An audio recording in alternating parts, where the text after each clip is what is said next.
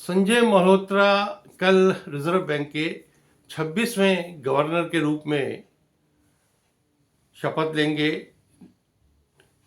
सरकार ने उनकी शक्तिकांत दास की जगह पर रिजर्व बैंक के गवर्नर के रूप में नियुक्ति की है। रिजर्व बैंक के वो 26वें गवर्नर होंगे। 33 वर्ष की उनकी जो नौकरी है उसमें संजय मल्होत्रा को आईटी का, बैंकिंग का, टैक्सेशन का, रेवेन्यू का बहुत लंबा अनुभव है। इससे पहले वो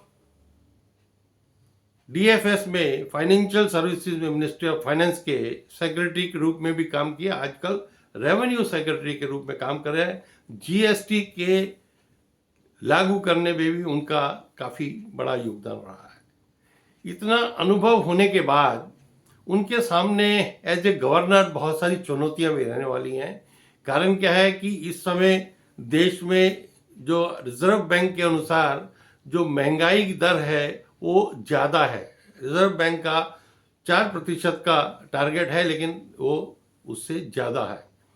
जीडीपी में भी एक जो गिरावट आई है, चाहे वो टेम्परेरी है, लेकिन जीडीपी को भी उसके टारगेट के पे लेके जाना, महंगाई को कम करना, रेपो रेट को कम करके देश की जो अर्थव्यवस्था है उसके अंदर उनका जो योगदान होगा रिजर्व बैंक का, उसमें उनकी एक बहुत बड़ी भूमिका होगी। लेकिन क्योंकि उनका बैंकिंग का, रेवेन्यू का, टैक्सेशन का एक लंबा अनुभव है, इसलिए उम्मीद है कि वो अपने इस कार्यकाल में उस जो उनसे अपेक्षा है सरकार की, वो उसमें पूरा उतरेंगे और देश को, देश की अर्थव्यवस्था को, देश की जीडीपी को एक नई गति देंगे और महंगाई जो कि एक बहुत बड़ा मुद्दा है उसको कम करने में भी उनका एक बहुत बड़ा योगदान होगा।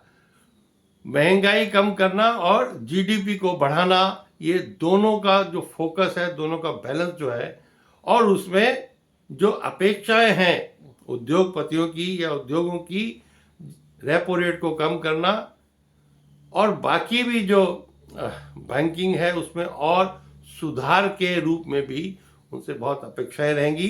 निश्चित रूप से वो अपनी इन अपेक्षाओं पर खरे उतरेंगे, क्योंकि उनका एक लंबा अनुभव, उनका टैक्सेशन से कहें, बैंकिंग से कहें, ये रहा है।